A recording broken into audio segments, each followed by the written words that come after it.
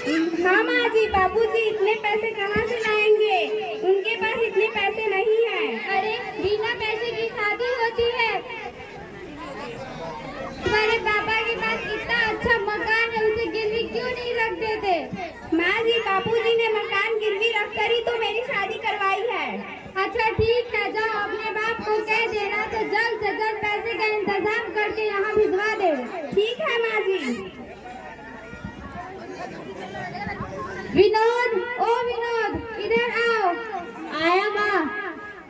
देख तेरी पत्नी कैसे कैसी की तरह जबान चला रही है। क्यों रे, तू मेरी माँ से जबान लड़ा रही है? नहीं, मैं माँ जी से जबान नहीं लड़ा रही हूँ। निकल जा इस घर से। नहीं, मुझे घर से मत निकालिए, मैं कहाँ जाऊंगी? भाग में जाओ तो मुझे तुम्हारी कोई जरूरत नहीं है। अगर तुम्हें इस घर में रहना है तो अपने बापूजी से कह के दहेज के पैसे ला दो, तभी तुम इस घर में रह सकती हो, वरना निकल जाओ।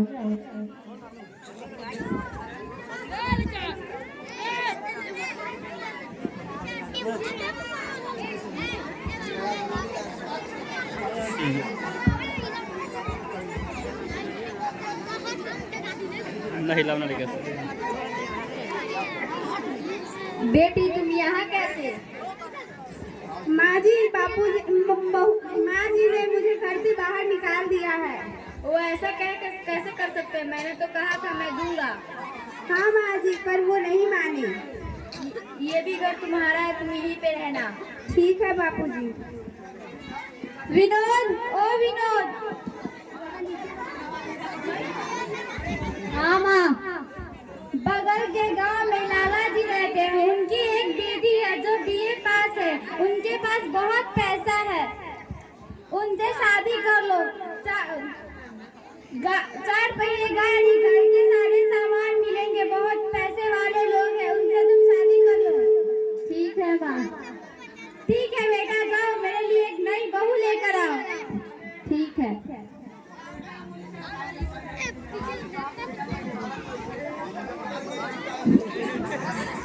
माँ, मैं आपके लिए नई बहू लेके आया हूँ। हाँ बेटा, आ रही हूँ।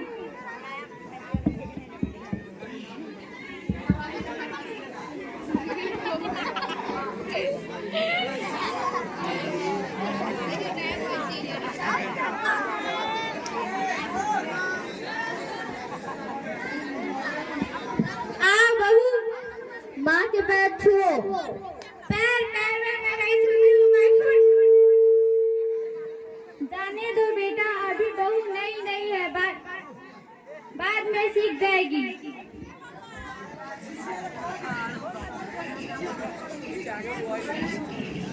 माँ जी कहाँ पर हो आप? इधर जल्दी से आओ। हाँ बहू आई। मुझे प्यास लगी है, मेरे लिए कोल्ड ड्रिंक लेकर आओ। ये कोल्ड ड्रिंक क्या होता है बहू? मेरे डैडी जी ने भेजा है, रखा होगा, लाइए। ठीक है बहू, लेकर आती हूँ।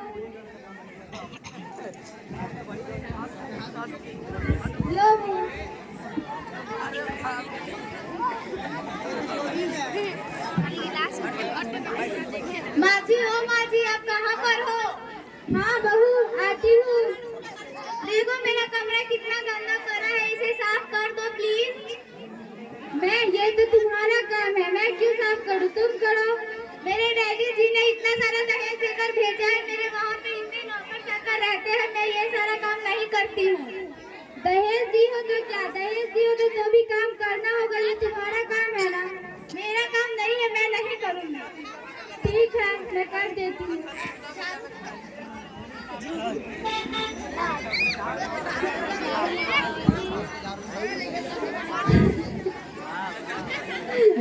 माँ, आप ये सब काम क्यों कर रही है? पलक कहाँ है? वो तो उसका काम है ना। वो तो बगीचे में घूम रही है बेटा। पलक, तुम बगीचे में यहाँ घूम रही हो, माँ वहाँ झाड़ू लगा रही है, ये जाओ झाड़ू लगाओ वहाँ पे। नहीं, मैं झाड़ू वाड़ू नहीं लगाऊंगी, मेरे डैडी जी ने इतना सारा दहेज देकर भेजा है। माँ, इससे अच्छा तो मेरी पहली वाली पत्नी ही थी। हाँ बेटा, तुम सही कह रहे हो, कम से कम मुझे इतना काम तो नहीं करना पड़ रहा था ना बेटा। बेटा मुझे अपने बहू के पास ले चलो। नहीं माँ, अब वो नहीं आएगी तो? नहीं मैं मना लूंगी उसको। ठीक है चलो। ठीक है बेटा। राम राम समधी जी। राम राम समधी, राम राम।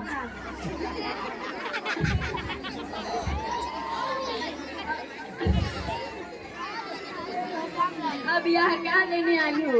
हम अपने बहू को अपने साथ लेकर जाने के लिए आए हैं। यहाँ आपकी कोई बहू नहीं रहती, यहाँ पे सिर्फ मेरी बेटी रहती है। समधी जी मुझे माफ कर दीजिए, मुझे अपने बहू के साथ हमको अपने बहू के साथ दहेज के कारण से निकाल दिया था। नहीं, मैं आपके साथ नहीं जाने दूंगी। समधी जी मुझे माफ कर दीजिए, मुझे पता चल गया है कि दहेज से बड़ा बहू होती है।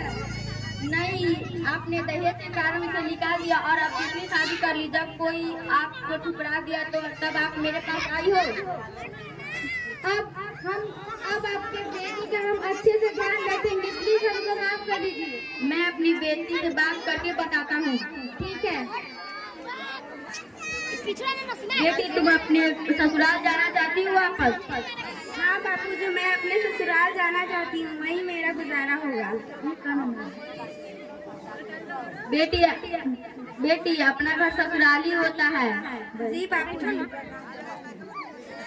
समझीनी जी, मेरी बेटी आपके साथ जाने के लिए तैयार है। ठीक है, मैं आपसे वादा करती हूँ कि आपकी बेटी को हम अच्छे से ध्यान रखेंगे और कोई उसे परेशान नहीं करेगा। दोबारा ऐसा गलती हुई तो मैं माफ नहीं करूँगा। ठीक है, ऐसा कभी दोबारा गलती नहीं होगा, क्योंकि मुझे पता चल चुका है कि बहू से बड़ा दहेज नहीं होता।